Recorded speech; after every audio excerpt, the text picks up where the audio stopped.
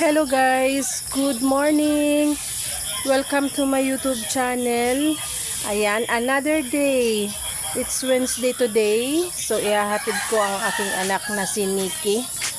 PE uniform sila ngayon. And ayan, kung nakikita nyo, meron nang na-harvest na sitaw.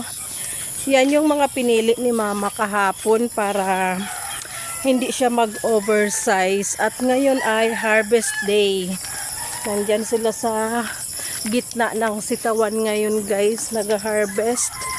Then mamaya pagbalik ko, after kong maghatid ng estudyante, ay magdi-deliver naman tayo ng sitaw sa palengke ng Goa.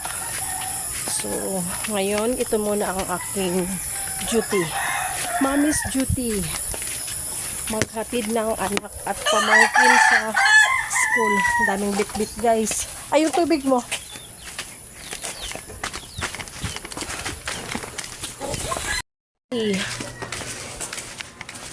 Kaya mo mga bit-bit cookie. Ayan. Lakad konti kasi wala kaming space ng parking doon sa harap. And hindi makadaan ang tricycle. Motor lang ang pwedeng pumasok doon. So ang tricycle nandito sa harap ng bahay ng aking sisterette. Ay wala na yung baha dito. Buti naman. Wala na yung tagas ng tubig. Ayan guys. Iikot muna natin ang sasakyan kasi hanggat hindi ito umaandar, si Ate Yuhan ay hindi yan lalabas. So iikot natin, silipin ko ang gas.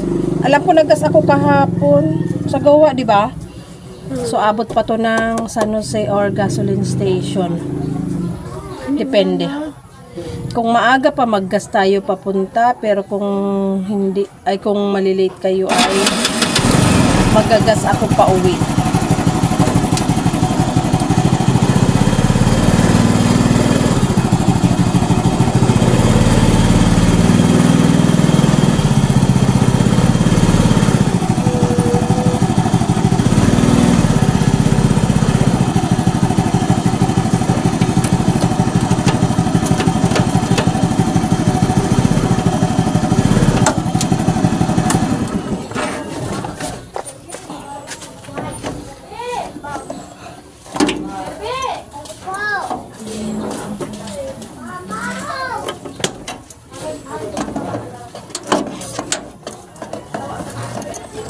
Malakig naman kasi itong nilalagay ditong tela na to. Mahuhulog yung...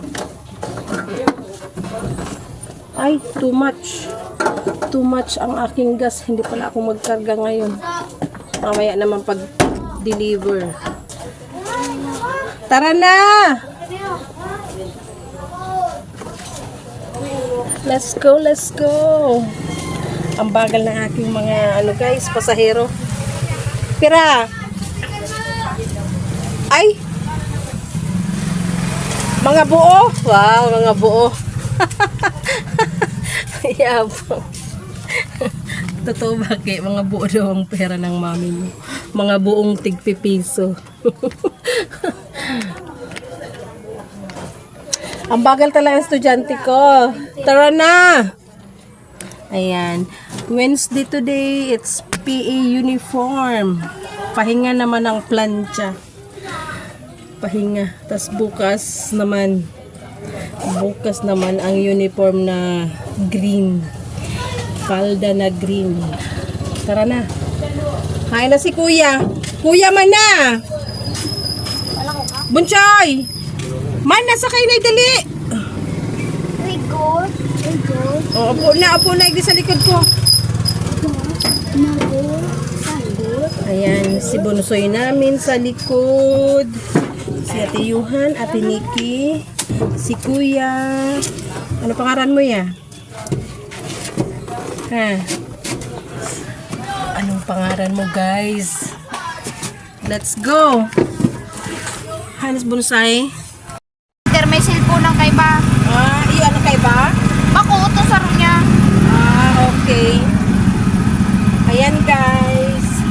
Bumababa na ang aking dalawang pasahero. Ayan. Dito sa aming elementary school sa aming barangay. Baboy! Kuya! May baon ka! Ang aking dalawang pamangkin na lalaki. Ay, let's go. O, hawakan mo natin, Nikki.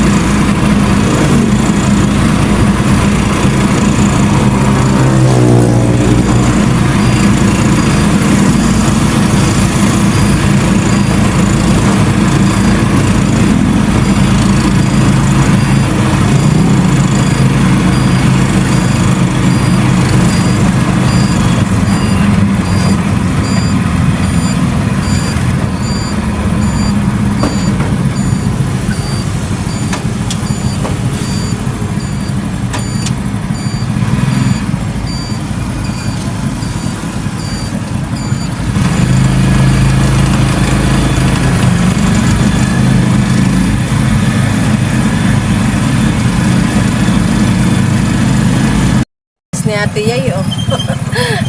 Bilis tumakbo, hinahabol yung classmate niya. Maaga pa naman, guys. Ayan ang baby ko, daming bit-bit. Kasi PE ngayon. Bakit may basa yung puwet mo? Basa ba ang upuan? Yung apron di mo nadala. Kasi yung TLE nila, ang pinili niya ay baking, pastry baking. Kaya kahapon pagsundo ko, dumiretso pa kami ng Goa, namili ng mga kailangan sa TLE. So ayan guys, nakahatid na naman ako. Tayo ay umuwi na. Hindi na ako mamalingki kasi magdi-deliver naman kami ng sitaw ngayon. So let's go. Ano ni? Yan, back to farm. Silipin natin guys yung ating sitaw. Nakaani ka na, di ma? Ayan. Dito na tayo sa ating hacienda guys. Ayan. Model ng sitaw for today. Ayan. Lagay ko muna yung bag ko dun guys. Tutulong tayo mag-harvest at nakailang line pa lang si Mother Der. After mag-harvest tayo ay mag-deliver sa Goa guys. Ayan ang buhay dito sa farm. Ang dami oh. Ay! Nasa baba. Ito yung mga hindi napagapang. Napaakyat pala. Hindi napaakyat, gumapang sa baba. Hello guys, ayan, mag-harvest muna tayo ng sitaw. Di pa tapos si mama, so dito ako mag-start sa kabilang dulo. Nandun si mama sa dulo nag-start, so ako dito na sa bungad.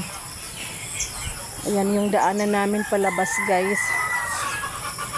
So start na tayo. Maaga pa naman, alas 7 pa lang. Gagamit tayo ng gunting guys para hindi na sisira yung katabing bulaklak. So ayan, samahan nyo kami guys. Dito na ako mag-start sa unang line bungad. Ayan, ganito yung buhay namin dito sa farm guys. Ganito kasimple.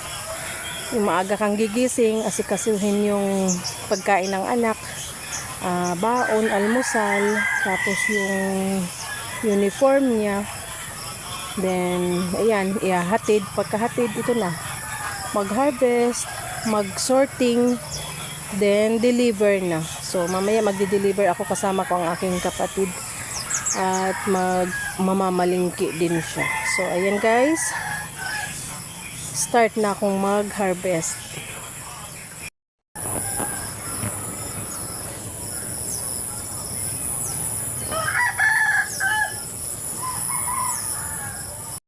natakpan ito ng ano, ng dahon. Kaya ayan, para ng ahas, tumaba na.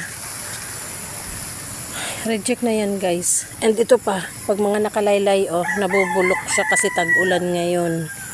So ayan, naputol na. Sayang, reject na yan. Pero hindi talaga maiwasan na may mga nakalaylay na bunga. Kasi namumunga talaga mula dyan sa baba. Tingnan nyo guys, yung bunga ng aming sitaw. Ayan, tabi-tabi siya. Ang ganda tingnan, lahat bunga. Oh, diba? At namumulaklak. Ayan, lahat yan may nakasunod na. Habang nag-harvest, every other day may nakasunod ng bunga.